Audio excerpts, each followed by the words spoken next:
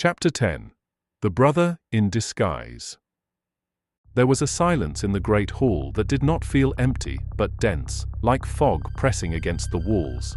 Eyes darted from Poirot to the impostor, from the real Hercule to the Maharaja, who sat motionless, one hand curled tightly around the carved lion's armrest of his throne. Poirot held the red thread aloft. He turned to the man impersonating Hercule. "Tell me, monsieur, for whom do you mourn?" At last, the man spoke, his voice calm, without accent. "For my sister." Poirot nodded. "Lakshmi." "Yes." A collective gasp rippled through the assembled court like wind across dry leaves. "You were not a servant," Poirot said.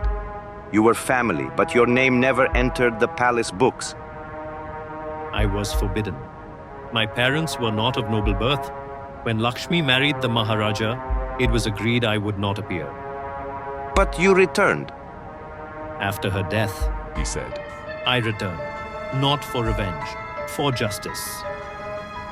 Poirot studied him. "You took Hercule's place on the steamer. The real Hercule was detained en route, harmlessly. No violence. You posed as him to meet me, to see what I would find, and to decide whether I was ally or obstacle." The man nodded.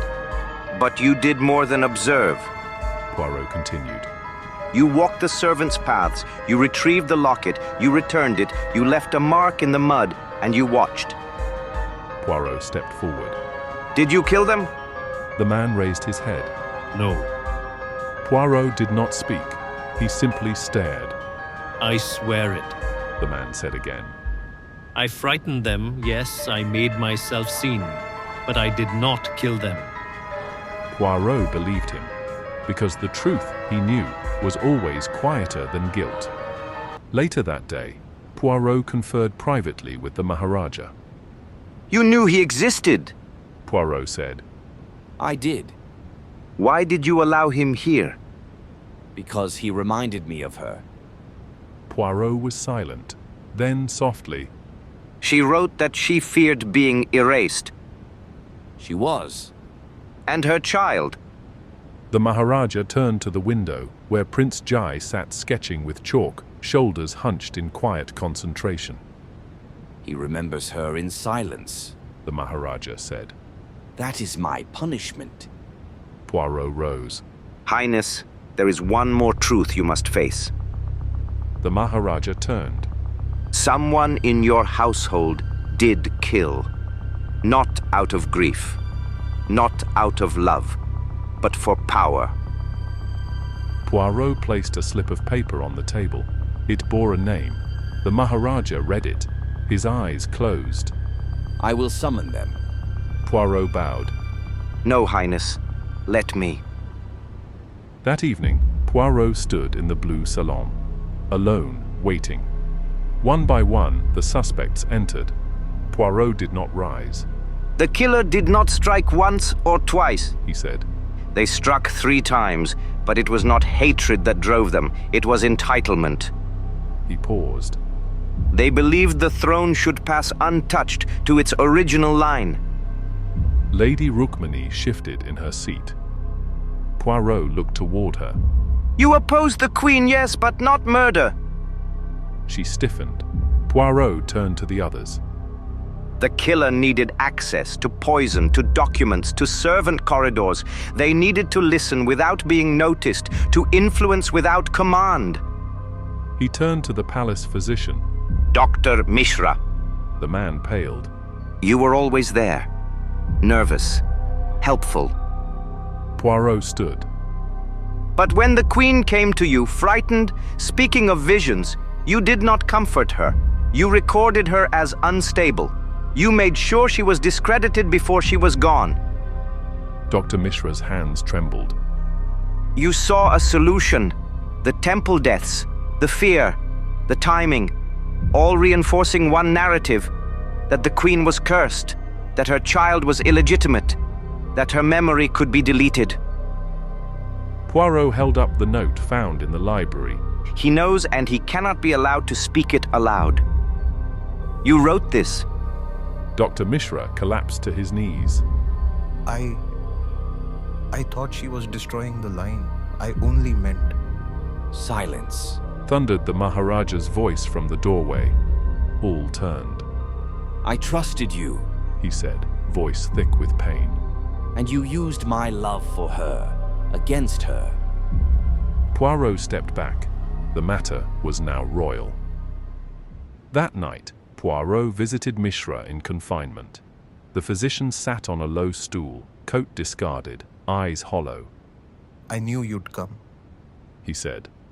Poirot nodded. There are still details, and Poirot does not rest until the pattern is complete. Mishra gave a bitter laugh. You always see everything, don't you? I see what people try not to show. He sat down. Tell me, The confession came slowly.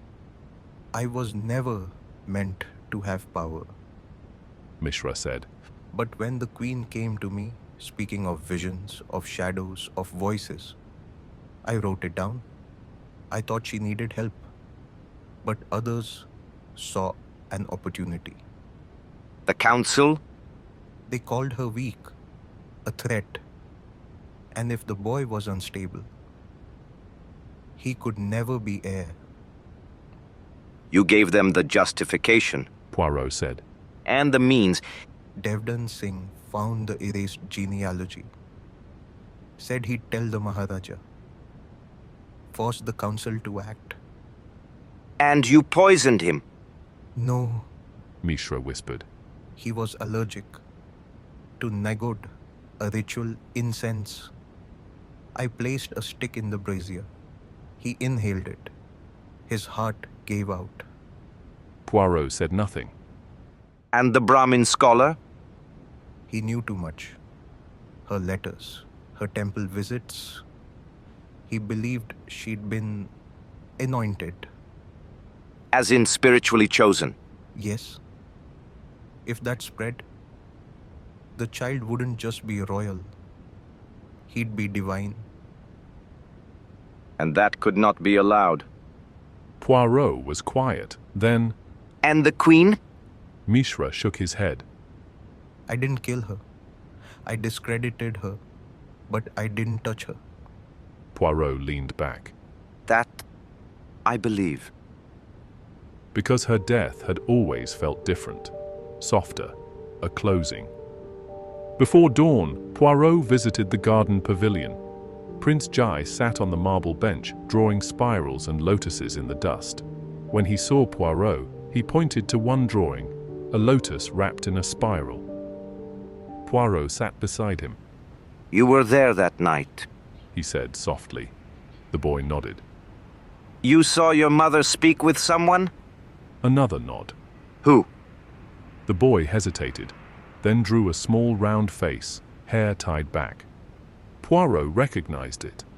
Miss Masterson. That evening, he found her alone in the reading room, pretending to read poetry.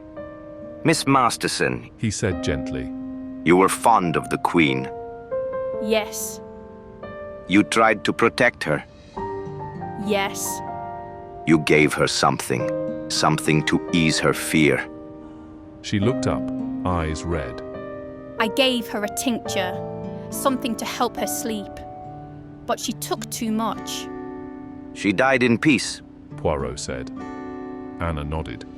She didn't want the boy to see her suffer. She wanted calm. So, I helped her rest. Poirot sat. And then, I told no one. They would have blamed her. Or him. Poirot took her hand gently. You did what you thought was right. No, She whispered. I did what was kind. I don't know if it was right. That night, Poirot wrote in his journal. the truth is not always symmetrical, but it can still be complete. The queen died by accident, the others died by ambition, and one boy lived for all of them. That night, Poirot boarded his train beneath a silver sky. As he glanced back once, a lone white peacock watched from the palace wall, still, regal, and radiant. Order had returned, Weeks later, in the quiet of Whitehaven Mansions, Poirot unpacked methodically.